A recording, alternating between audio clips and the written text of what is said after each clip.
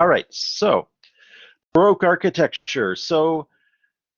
And this is my photo at actually at Santa Maria de Popolo. A little detail here, and it really sums up a little bit what Baroque architecture is, and I'll explain this more here at the introduction, which is sort of an embellishment and an evolution of Renaissance architecture, really by, or at least started by, the Catholic Church in response to the Protestant Reformation. And so there's a certain piousness and religious fervor that goes into the origins of Baroque architecture.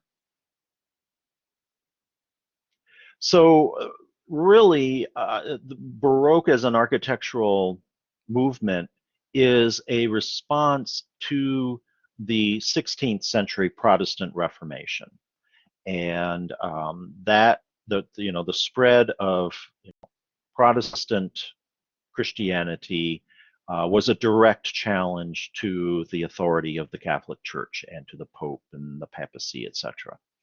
And so, in a quick summary, the Baroque movement of architecture begins as a response by the Church and church leaders to try to counter this Reformation. And this movement, this era is known as the Counter-Reformation, which is basically the Catholic Church trying to respond to the Protestant pressures of Protestant effort, spread of Protestantism, in order to maintain their hold on power.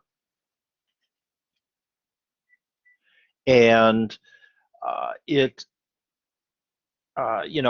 encompasses all aspects. We're going to focus mostly on architecture, but it involves art, it involves sculpture. There are certainly religious movements and other political actions and so forth. The Protestant spread of Protestantism causes a lot of warfare, etc., as well, between forces aligned with Catholicism or aligned with Protestantism.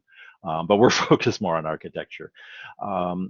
And it really is about, ironically, it is about, when we talked about Renaissance and the origins of Renaissance, we talked about humanism, the idea of art and the arts portraying human emotions and the human experience, and not just focused on the salvation of the soul, or what happens, the damnation if you're a sinner.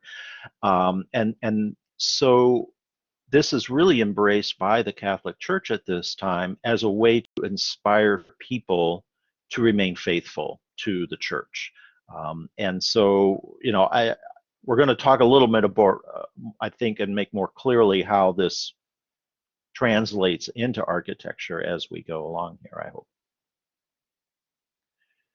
So, one key thing to remember is that Baroque architecture is a continuation and an evolution of Renaissance architecture. This is not a radical break from the Renaissance architecture that we have been talking about. It is a continuation of it and an evolution of it. So unlike some things we'll talk about this semester, and certainly like last semester when we talked about more ancient architecture, where there's Roman and Greek, and then there's Egyptian, and there's Chinese, and there's indigenous American. Everything's very, very different, right? This is a continuation of the Renaissance. We're building upon the foundations of Renaissance architecture. And in many ways, the Protestant Reformation, ironically, is a backlash against what many people saw as the excesses of the Catholic Church. And we see almost a doubling down by the Catholic Church on some of these excesses in architecture and art. It starts generally with, or at least the Protestant Reformation starts with Martin Luther in 1517. I'll talk a little more about that in a moment. And then this, like I say, is this reaction against that. A lot of it is fed by the extreme wealth, and I do mean extreme wealth, brought by the explorations of the New World and of, the spice trade and so forth from Asia, but also the colonization of the New World. That comes, the bringing back gold and silver, especially in Spain and Portugal, but also the wealth derived from even fur trading for the French and so forth. This comes on the backs of indigenous peoples in this land, of course, but it really allows both the church and the governments to spend extensively on architecture and arts. And it also reflects a certain stability, in political stability that we see, a consolidation of power in various monarchies, almost to an extreme point, as we will see later when we get to some of the great Baroque palaces of Austria and France especially. All right, so let's just a little historical background. This man here, Martin Luther, is probably one of the most significant figures in human history. If you were to draw up a list, he would be very, very near the top, because he starts the entire Protestant Reformation. Prior to this time, the Catholic Church was dominant throughout Western Europe. There was an Eastern Church, the Orthodox, the sort of Greek Orthodox Church, and there's different segments off of that as well. But from this idea of those peoples who were Christian, they're identified as Christian, from the end of the Roman era all the way until the 16th century, people in Western Europe were Catholic, and he changes that with his actions. But he starts out, he's born in, he's a Catholic monk, and very pious. He really believed, in what the teachings of Christianity and the Bible and Jesus, etc. And he travels to Rome in 1510, and he expects this is going to be a momentous event, once in a lifetime pilgrimage. He is going to get to see these great sites that he's only read about and heard stories about, of seeing the various artifacts and so forth, the relic of the true cross and the holy stairs, and meet the great cardinals and bishops and maybe even the Pope, right? So this is going to be an exciting moment for him. And he gets there, and he is dumbfounded by what he sees as extreme excesses. Cardinals and bishops and even the Pope living high on the hog off of the land and territories that they rule. The Pope wasn't just the spiritual leader of the Christian world. He was a king that ruled over territory and had peasants that toiled the land and paid rents and taxes to him, just the way a secular king might have as well. And there were many cases, not just in Rome, but throughout, that he had been seen in which priests and high church officials, who are not supposed to be married, but they would have mistresses on the side. They often had illegitimate children. Sometimes it was a quiet secret. Sometimes it was an open secret. Everybody knew who the common law wife of the local priest was, or something like that, even though legally they couldn't be married. And so he really was becoming very down by this. And when that trip to Rome just sort of cements that. So he had tried to make some reforms locally and was getting rebuffed by his superiors. So in 1517, he came up with 95 questions. They're really questions to the church hierarchy about, why is this happening and what are you going to do about it? and he nails them very publicly to the door of his local church, All Saints Church, so that everybody can see it. This is no longer an internal affair where you go to your boss quietly and say, hey, I got some issues, can you handle this? This is, like a whistleblower, right, where you're letting the whole world know about it. And of course, with the printing press, with all these other, it gets widely disseminated pretty quickly.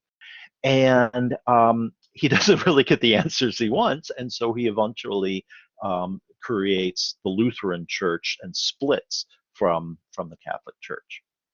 And the quote down at the bottom was from this, one of these items. Why does the Pope, whose wealth today is greater than the wealth of the richest Crassus, a Roman senator that was known to be immensely wealthy, why does he build the Basilica of St. Peter with the money of poor believers rather than with his own money? So, we just spent a lot of time talking about the reconstruction of St. Peter's Basilica, right? A very massive, lavish church. And, here he is directly saying, why are we building this massive, lavish church? Especially with money from people who are just struggling to get by. And that's not going to help them, right? Why aren't we giving that money back to them, essentially? So these are some of the things that he has an issue with. And in response, the Catholic Church creates what's known as the Council of Trent. That starts in 1545, and it goes on. It's obviously not continuous, but they meet on and off up through 1563. And this is what's known as an ecumenical council. So basically, it's the church leaders getting together and thinking about church doctrine and church policies and so forth.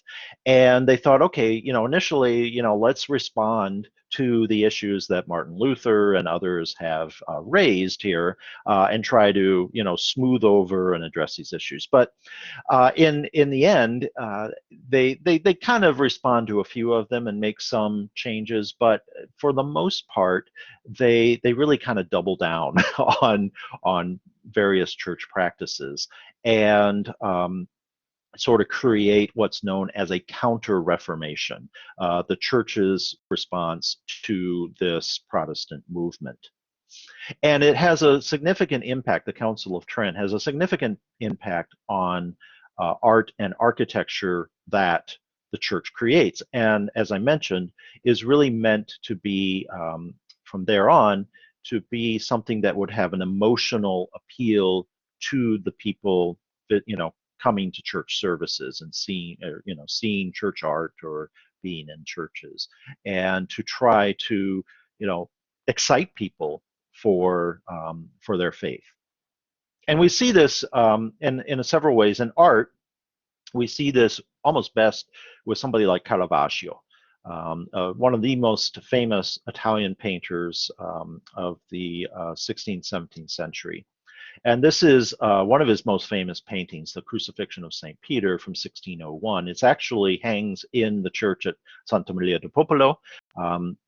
Rome is one of the most amazing cities you can visit because, most people think, hey, you want to go see art, you go to a museum, go to the Art Institute or the Louvre or something. In Rome, you could just walk into a church and see amazing, famous paintings by some of the most important painters in the world, like Caravaggio, right here hanging, behind the altar. Well, not behind, but off to the side of the altar. Anyway, so this is a famous biblical scene in which Saint Peter, one of the most important apostles, and to Catholics, probably the most important, right? Because he is the one that Jesus biblically hands the keys over to. So the Catholics think of St. Peter's as the first pope.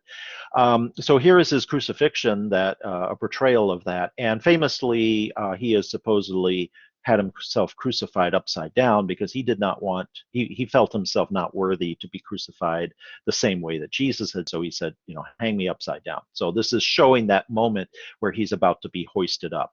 And this is a great example of Baroque art, and where you're seeing strong human emotions and actions occurring here. You can see the terror on his and pain in his face. You can see the labor of the men that are, working and struggling to hoist him up. And, Caravaggio is known for incredible lighting. It's a very dark background, and it's almost like he's being spotlit. The scene is being spotlit where just the figures are illuminated and everything else is dark, and that kind of creates a strong emotional appeal as well. And I want to contrast that with a more famous uh, Renaissance painting by Raphael. Again, incredible painter. I've shown you this several times. This is more classical Renaissance, in which it is an accurate, representation of human figure, of architectural scenes that they're set within, and it's excuse me, it's somewhat humanist in that it's portraying the various philosophers and writers of ancient Greece, but it lacks that strong emotional appeal that we just saw with the St. Peter by Caravaggio.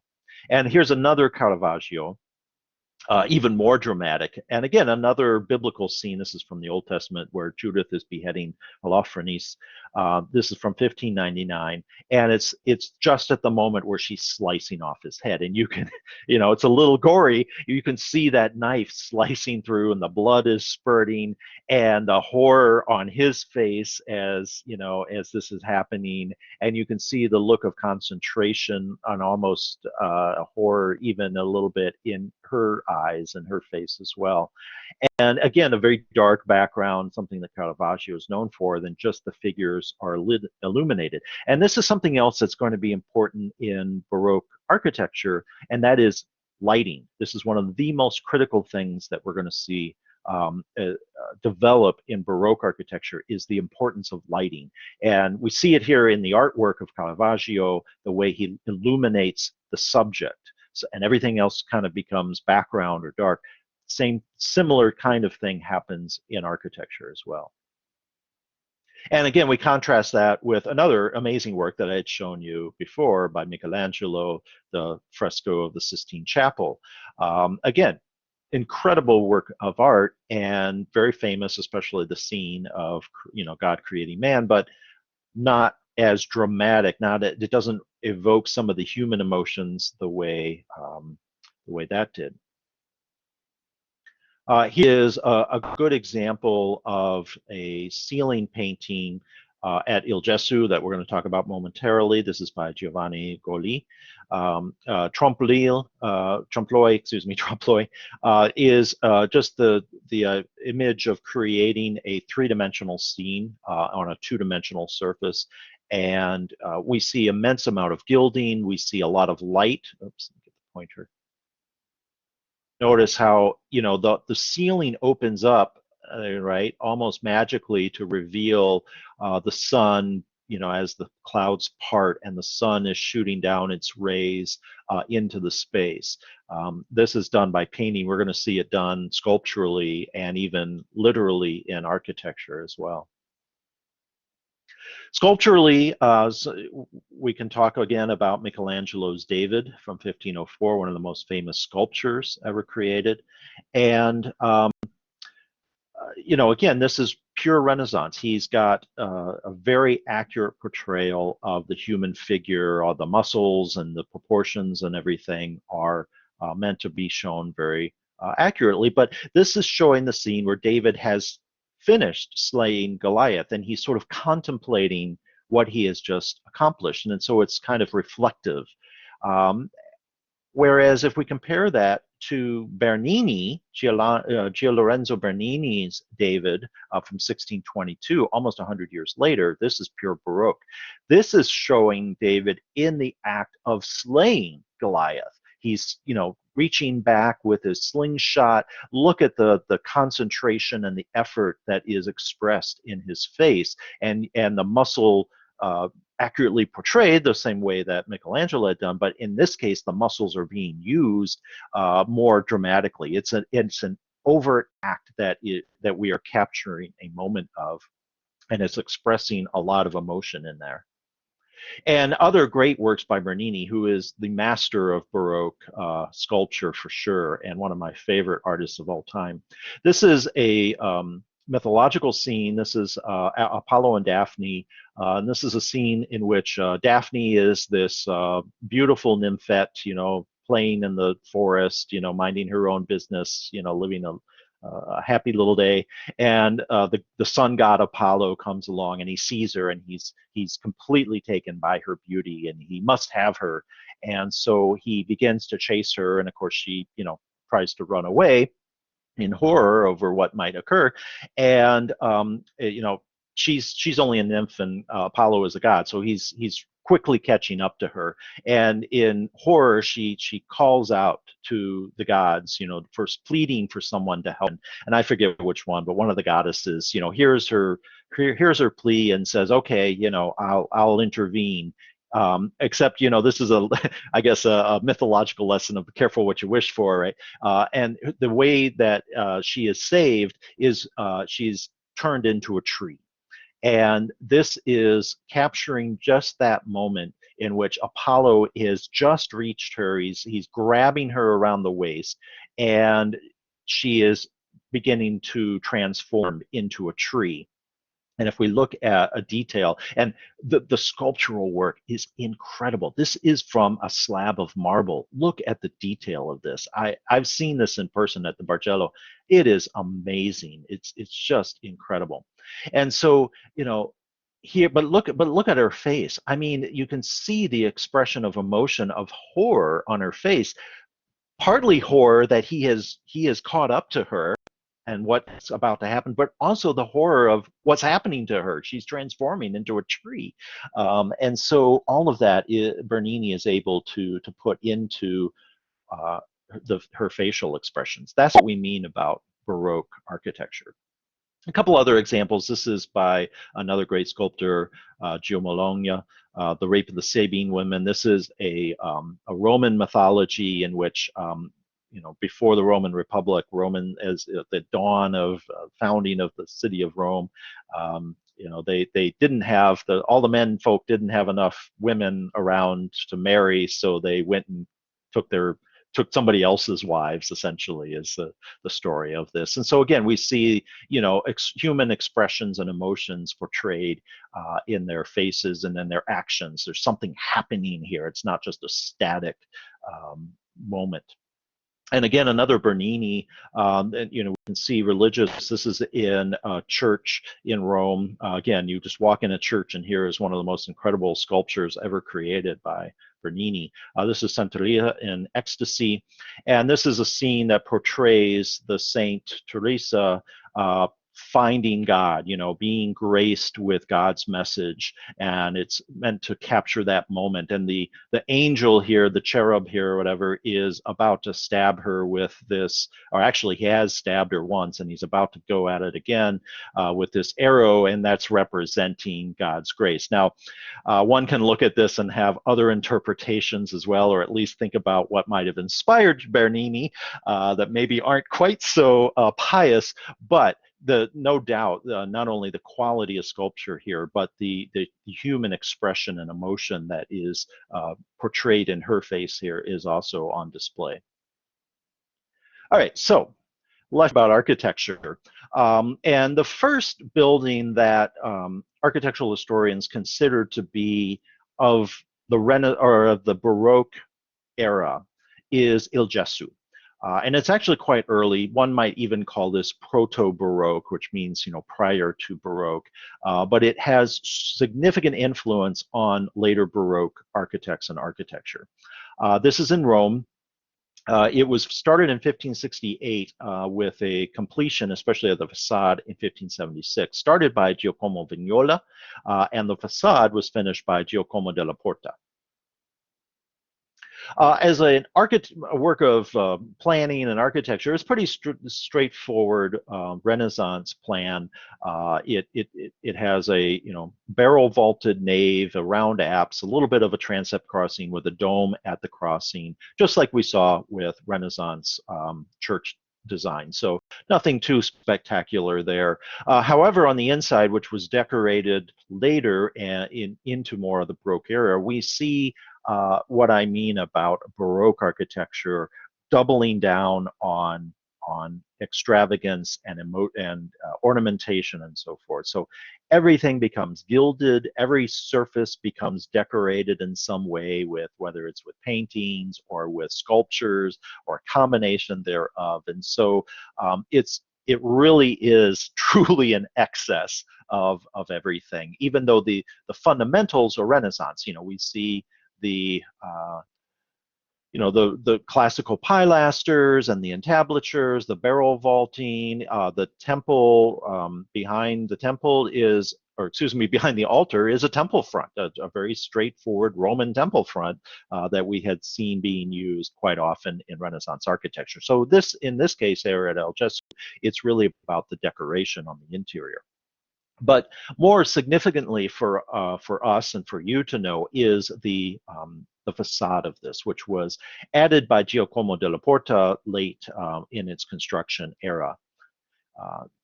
Let me show you. Let me start with the design that Vignola had created for the facade, and I think Vignola died and before the project could be completed, and so della Porta was hired to finish it.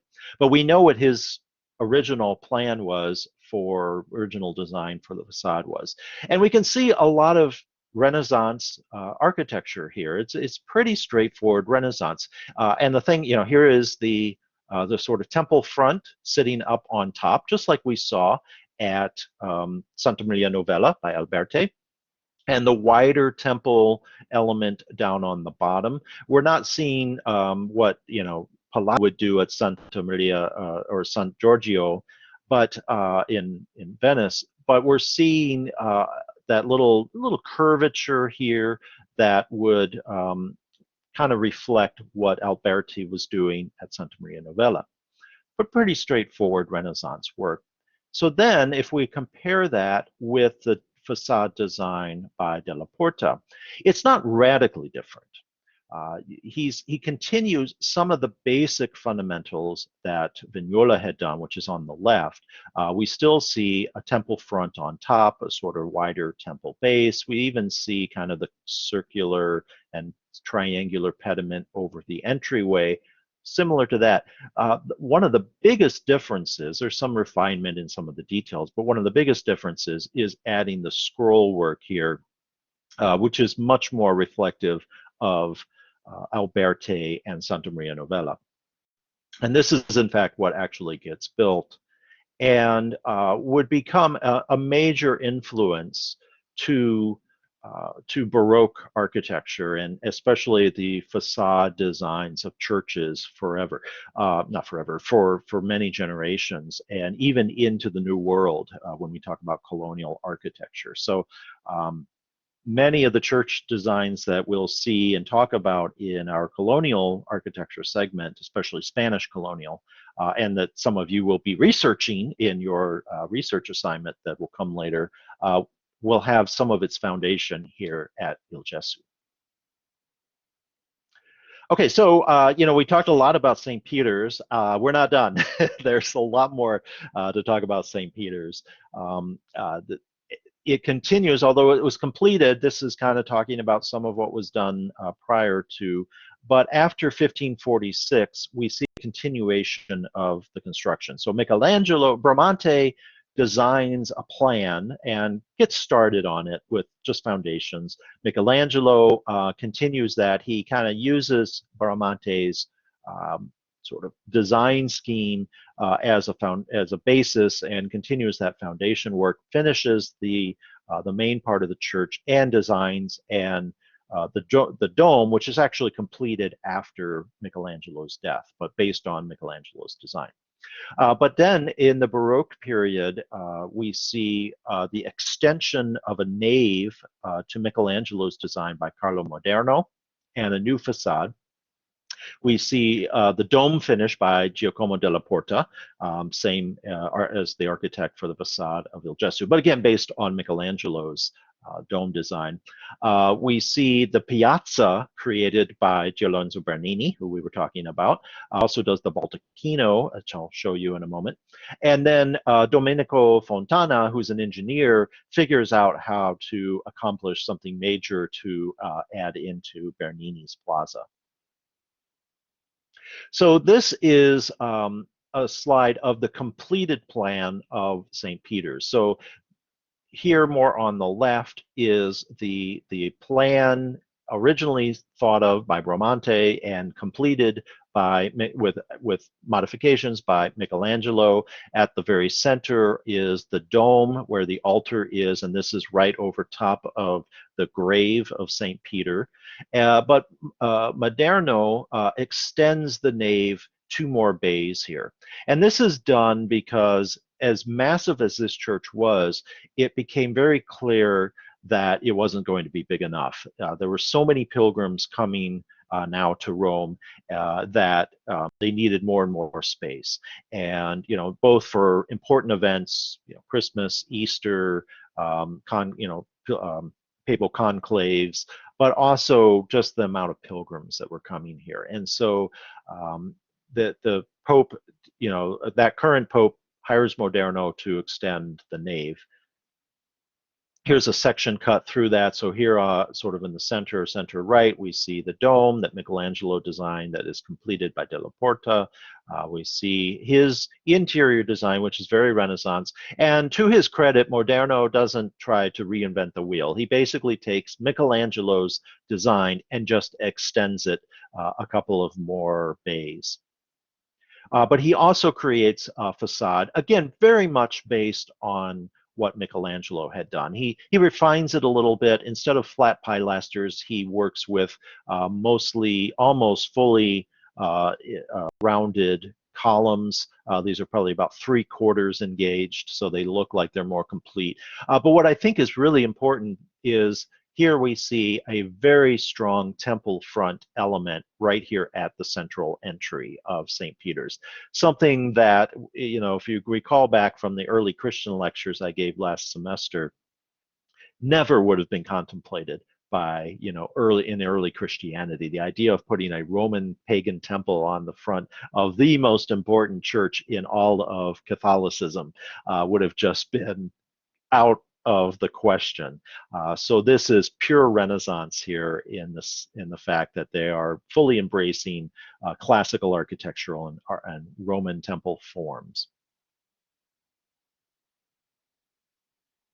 And here's a view from the interior. So this is my photo standing closer to the front of the church, looking down the nave. At the crossing where you can see a little bit of the dome here. And again, this is a continuation of Michelangelo's design and construction of a very Renaissance classical theme with the barrel vaulted. It's heavily gilded and decorated, so as the building is completed, we're entering into the Baroque era, and so now everything is going to become heavily gilded and ornamented, including this element right here, which is known as the baldacchino. This is the sort of altar piece that, or sort of altar screen or element that goes over top of the altar, which is directly over St. Peter's tomb. Because that's marks such a significant site, a pope felt it necessary to have something monumental here. And he hires Bernini, known for his sculpture, to create that. So here's a more detailed view of the baldacchino. And the thing that I want to point out here is that even though it has some fundamental classical Roman elements to it, you can see a little bit of an entablature, it has columns. These are not Roman columns. Notice how they're twisted. It's like a corkscrew, or you take a Roman column form and you twist it into this corkscrew shape. That is Baroque. That is taking something classical and transforming it into something completely different, and that is what partly makes this a work of Baroque architecture. The other thing that Bernini does here at St. Peter's is the altar piece behind, at the very back of the church that you can see through the baldacchino. So this is set back quite a ways. He does this incredible sculptural element that serves as the backdrop to those in the nave looking out at the altar. And here is a detail of that from 1657. And here we start to see both the abundance of ornamentation and gilding, but also the use of light and the significance of light. This is a stained glass window that is, a dove in the center, the dove of peace, but radiating out from that are rays of the sun, which are at first in glass, which glow in the light, but then are also reflected sculpturally and gilded, continuing that on. And this creates a heavenly glow behind the altar, behind the Pope when he is, standing at the altar giving a service or something like that. And so this is a way that Baroque architecture and art begins to reinforce the power of the church and of the Pope by expressing the light of the sun, i.e., the light of God, shining behind the head of the Pope. So it's quite symbolic as well as being a literal interpretation. The other thing that Bernini does at St. Peter's is create a new piazza. This is a view from 1568. So here we see, and it's not a 100% accurate representation, but we see Michelangelo's St. Peter's essentially completed, and they've completed the dome. Maderno hasn't finished the nave yet. That hasn't really started here, but you see it's surrounded by medieval buildings and so forth, and it just has kind of an open plaza out front. There's no rhyme or reason or design to it. And so as the church is being completed itself, the Pope at the time says, well, gee, we need something more grandiose outside. It doesn't do us to have this incredible church and a bunch of crumbling medieval buildings out front. Let's create something more grandiose, and they hire Bernini to accomplish that. So in 1657, we see the completion of the Piazza San Pietro, or St. Peter's Plaza in English, by Bernini. And it's actually two elements that are occurring here. So here is the plan of the church with the nave extension by Maderno right here. So the front facade is right about here, sort of at the center of the image. There is an inner court here, and then there is the outer plaza out here. And you can see that we have two different kinds of geometries occurring here, including something that should be familiar, and you probably will be asked about on Thursday in your quiz. This inner courtyard geometry should remind you of Michelangelo's Campidoglio plan. We have a similar thing happening here. At the Campidoglio, remember he was restricted in space because of this existing church. And so he created a trapezoid plaza to reflect that. And if we go back, Bernini has the same challenge. These up here in the top, this is the Vatican apartments. This is the palace, the Vatican Palace and Sistine Chapel and all of that are up here. He can't tear that down, but it doesn't, it's not quite orthogonal to the front of the church. And so that creates an angle on this side. He simply takes Michelangelo's concept and angles it on the opposite side in order to trapezoid. And then, because you have that sort of weird shape, he figures a circle would just not work quite right here. So he uses an oval shape to create the main plaza out front of that. He surrounds it with colonnades on the two sides and puts a sculptural element right here at the center with two fountains off to the side here. So if I flip ahead a couple slides, we'll look at an aerial view looking straight down. So here is the basilica itself. There's your dome. Here's the extended nave and the front facade. Here is the Vatican Palace over here. The Sistine Chapel's over here. The quarters or apartments of the Pope are over here. When you see him, at Easter, standing at the window, you're looking at a window that's right about in here. So this all exists and is not orthogonal to the front of the church. So this has to be angled. He angles this side, and then he creates this oval for the piazza out front. It's a fantastic use of space and geometry to create something. But in plan, it's something that responds to conditions and so forth and works with geometries. But it does something else metaphorically. And it is basically the arms of the church reaching out to embrace the faithful. And you know, that may seem like, oh yeah, okay, you can make up that, you know, when you look at it at a view like this, but it really is the intent here by the church and by Bernini to create that symbolism.